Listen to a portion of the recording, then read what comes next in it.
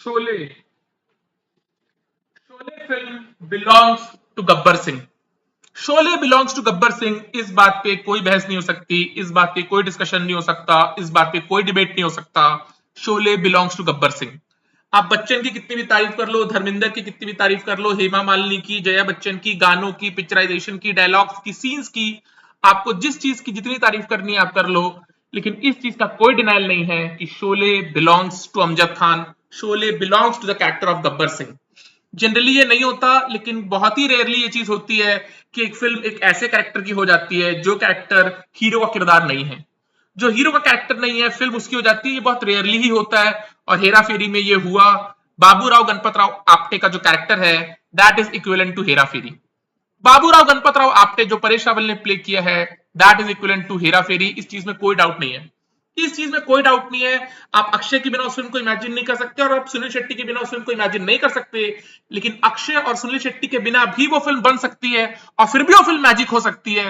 लेकिन बाबूराव गणपत राव आपटे जो परेश रावल ने प्ले किया है, उनके बिना वो फिल्म मैजिक नहीं हो सकती। उनके बिना वो फिल्म मैजिक नहीं हो सकती यार। That's the way it is, that's the way it is.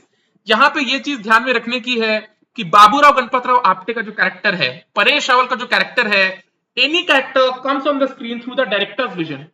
आप पर्दे पे आते हो डायरेक्टर के विजन के तौर पे। बाबूराव गणपत राव आपटे का जो विजन है वो प्रियदर्शन का विजन है। वो प्रियदर्शन का विजन है, और प्रियदर्शन ने अपनी तमाम फिल्मों में परेश रावल को यादगार कैरेक्टर्स दिए हैं यार। प्रियदर्शन ने अपनी तमाम फिल्मों में परेश रावल को अपने यादगार कैरेक्टर्स दिए हैं। अगर आप परेश रावल के सबसे यादगार कैरेक्टर्स की लिस्ट बनाओगे टॉप 10, तो आई थिंक 10 के 10 जो कैरेक्टर है वो प्रियदर्शन की फिल्म के ही हैं।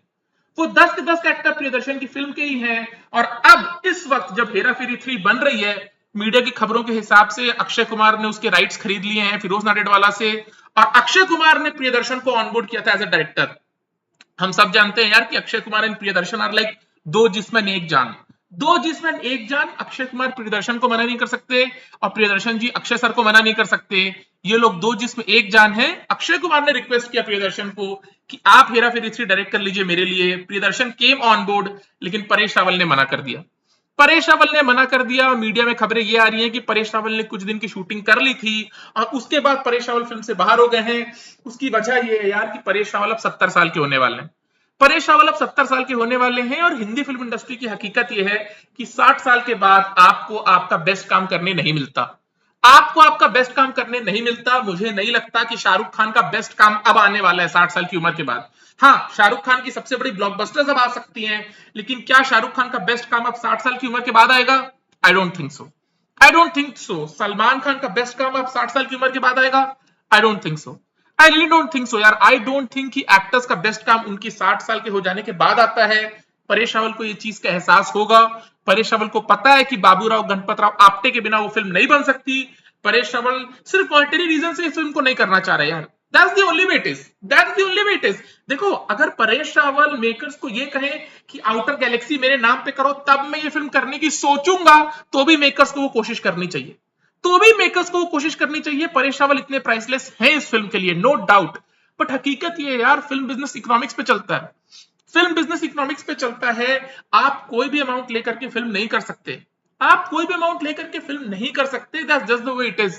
That's just the way it is यार। अक्षय कुमार ने फिल्म के राइट्स इतने महंगे खरीदे होंगे। फिरोज नाडेडवाला और अक्षय कुमार के रिश्ते बहुत अच्छे नहीं रहे हैं पिछले 10-15 साल में। राइट, फिरोज नाडेडवाला ने अपनी मल्टीपल फिल्म से अक्षय को बाहर किया। वेलकम का सेकंड पार्ट आया, उसमें भी अक्षय नहीं थे। वजह यही थी कि फिरोज नाडेडवाला और अक्षय के रिलेशंस खराब हो गए थे। ऑल्दो अक्षय ने बहुत सी फिल्म फिरोज नाडेडवाला की थी। फिरोज नाडेडवाला ने हेरा फेरी जैसी फिल्म के राइट्स आसानी से तो अक्षय को दिए नहीं होंगे, और सस्ते दाम पे भी नहीं दिए होंगे। सस्ते दाम पे भी नहीं दिए होंगे। अगर आपके पास हेरा फेरी के राइट्स होते तो आप सस्ते दाम पे किसी को नहीं देते। पहली बात तो देते ही नहीं, लेकिन अगर देते भी तो सस्ते दाम पे नहीं देते। एक तो राइट्स खरीदना इतना महंगा है, आज की डेट में फिल्म बनाना इतना महंगा है। ऊपर से परेश रावल ने, जो मीडिया में खबरें आ रही हैं कि उन्होंने 25 करोड़ रुपए डिमांड किए, और उस चीज को लेकर के उनकी ठन गई प्रोड्यूसर अक्षय कुमार के साथ। And Cape of Good Films, जो अक्षय की प्रोडक्शन कंपनी है, उन्होंने परेश रावल के ऊपर केस कर दिया है। परेश रावल का कहना है कि क्रिएटिव डिफरेंसेस हो गए हैं, फला हो गया, ढमका हो गया है। और ये सब तब हुआ है जब अभी कुछ दिन पहले, 15-20 दिन पहले, परेश रावल ने मल्टीपल इंटरव्यूज में कहा है कि हम हेरा फेरी शुरू करने वाले हैं, थर्ड पार्ट। और अभी परेश रावल ने प्रियदर्शन और अक्षय कुमार के साथ एक फिल्म कंप्लीट की जिसका नाम है भूत बंगला। उस फिल्म की शूटिंग अभी 10 दिन पहले ही कंप्लीट हुई है।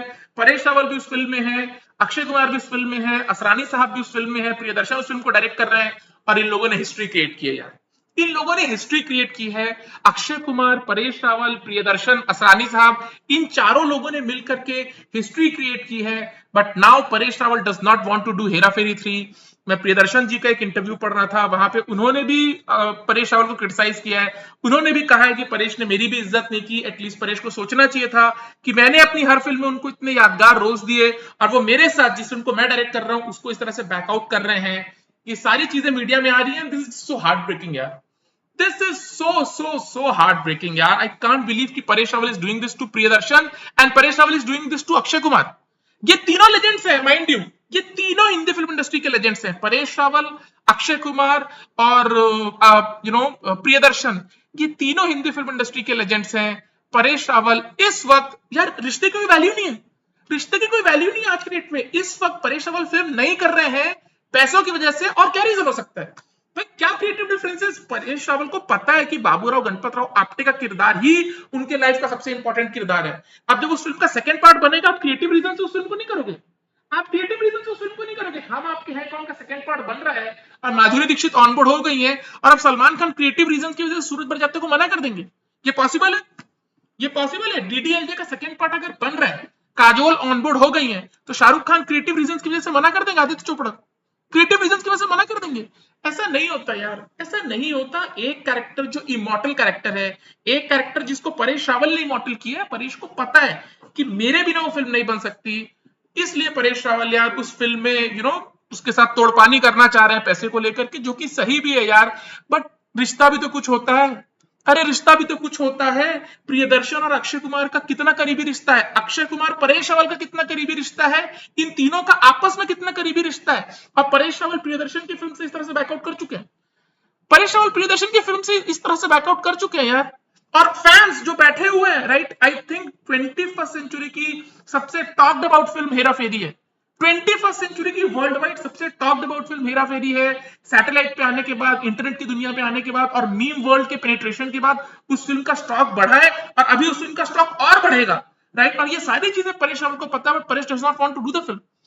Paresh does not want to do the film and this is so heartbreaking for fans, जो लोग आस लगाए बैठे हैं कि यार ये टीम साथ में आएगी। हेरा फेरी 3 हेरा फेरी जैसी मैजिक नहीं होगी, वो आपको पता होना चाहिए। As a movie going audience आपको पता होना चाहिए कि हेरा फेरी 3 फर्स्ट वाली हेरा फेरी के लेवल का मैजिक नहीं करेगी। गोलमाल की जो 100th पार्ट आएगी वो फर्स्ट वाली गोलमाल के लेवल का मैजिक नहीं करेगी यार। That's just the way it is.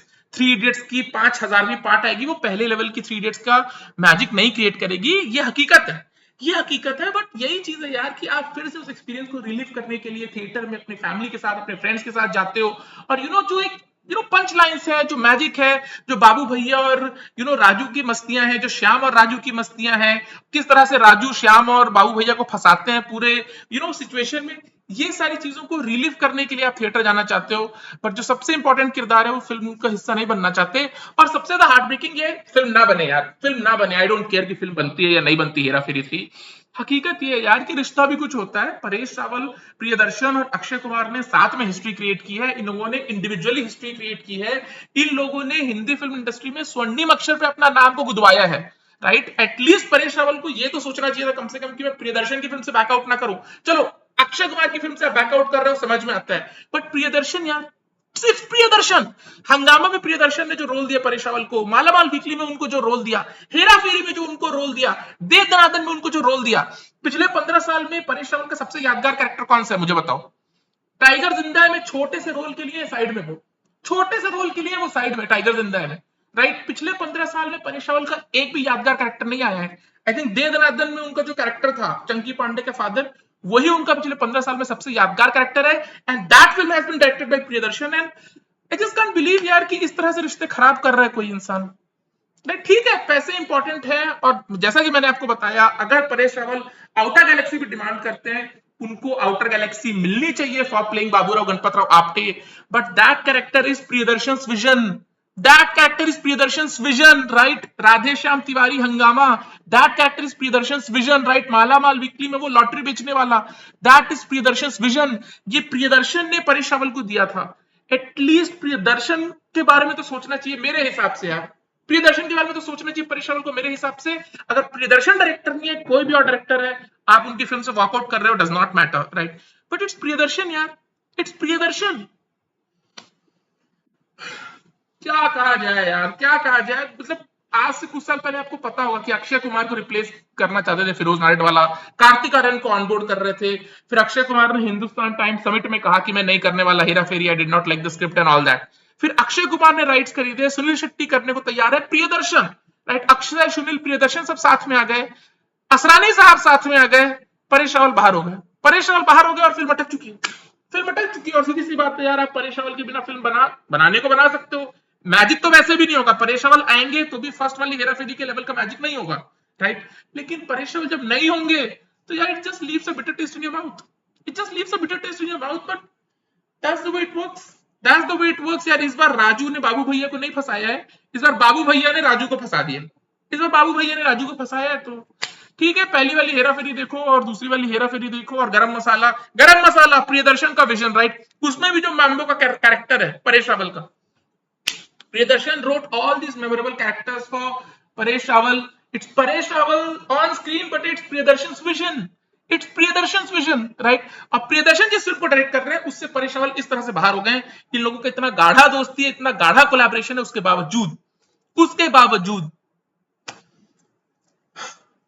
क्या बोला जाए यार, चलो जो कुछ भी है यार, hope it get sorted, hope it does not get sorted, I don't care यार वेदर इट गेट सॉर्टेड और it does not get sorted, but ये चीज हुई यार, ये चीज होना ही बहुत ही दुर्भाग्यपूर्ण है, ये चीज होना ही बहुत दुर्भाग्यपूर्ण है यार।